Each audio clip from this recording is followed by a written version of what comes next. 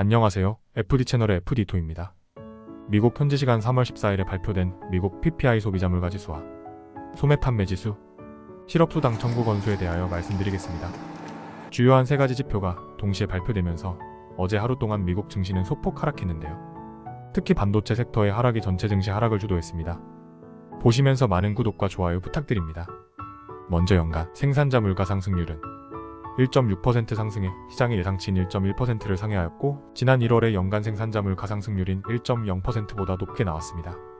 이는 2023년 9월 이후 최고 수치입니다. 전월 대비 생산자 물가 상승률은 0.6% 상승하여 지난 1월의 월간 상승률인 0.3%보다 상승하였으며, 예상치인 0.3% 역시 크게 초과하였습니다. 다만 식료품과 에너지 항목을 제외한 월간 근원 생산자 물가 상승률은 0.5% 상승했던 지난 1월보다 하락한 0.3%를 기록하였습니다. 3월 12일에 CPI 결과 발표 후 상승 반응한 미국 증시가 어제 PPI 발표 후 하락 마감을 하였는데요. 이는 CPI 발표 결과에서 소비자 물가 지수가 상승하였음에도 불구하고 연준의 통화 정책에 큰 영향을 미칠 정도는 아니라고 판단했던 부분이 PPI 결과가 발표되고 나서 소비자 물가 지수도 상승, 생산자 물가 지수도 상승 이라는 결과로 인식을 하게 되고, 결국은 다시 인플레이션이 힘을 받고 있으며 이는 연준의 통화 정책에 영향을 미칠 것이라고 보기 때문입니다. 즉, CPI 발표 이후 주가 상승분의 반납과 금리 인하 타이밍에 대한 우려로 인한 추가 하락이 더해져서 주가가 하락 마감을 한 것으로 판단됩니다. 실제로 패드워치를 살펴보면 가장 최근의 자료는 6월에 인하할 확률이 54.6%인데요. CPI 발표 직후 62.6%까지 상승했던 확률이 이틀간 줄어든 것을 확인할 수 있었습니다.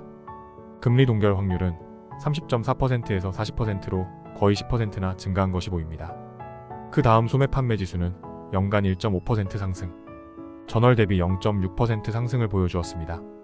1.1% 하락을 보여주었던 지난 1월에 비하면 다소 늘었다는 것을 알 수 있지만, 자동차 분야를 제외한 소매 판매 지수는 0.3% 상승으로 여전히 고물가 속에서 활발한 소비가 이어지지는 않는 것 같습니다.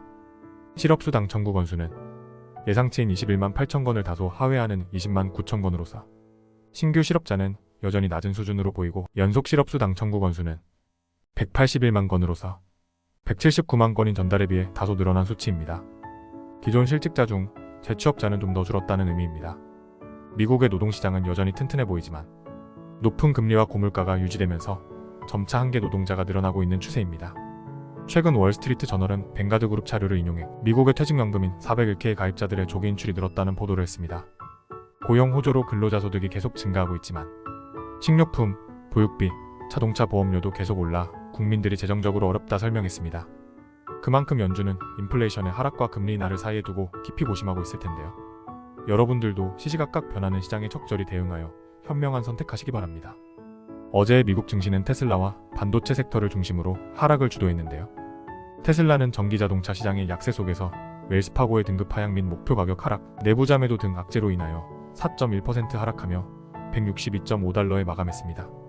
반도체 섹터는 AMD의 성장 가능성에 대한 의문과 과대평가된 밸류에이션에 대한 보도들이 연달아 나오면서 어제 하루 AMD의 주가가 3.9% 하락했으며, 엔비디아는 여전히 좋은 전망을 제시하고 있지만 3.2% 하락했습니다. 엔비디아의 주요 하락 요인 중 하나는 옵션 마감일을 하루 앞둔 변동성으로 판단됩니다. 골드만삭스에 따르면 엔비디아의 하루 평균 옵션 거래량은 980억 달러에 달한다고 합니다. 엔비디아 시가총액의 4.2% 이상을 차지하는 금액으로서 옵션의 투자자들은 이익의 극대화 또는 손실의 최소화를 위해 현물 주식을 매도하거나 매수하려고 할 것입니다. 이러한 변동성에 PPI 지수 발표로 인한 하락의 무게가 실리면서 엔비디아의 주가가 3.2% 하락하고, 이에 따른 반도체 섹터 전반적인 하락을 불러온 것으로 판단됩니다.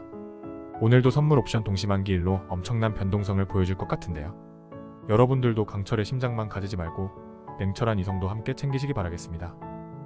구독과 좋아요도 부탁드립니다.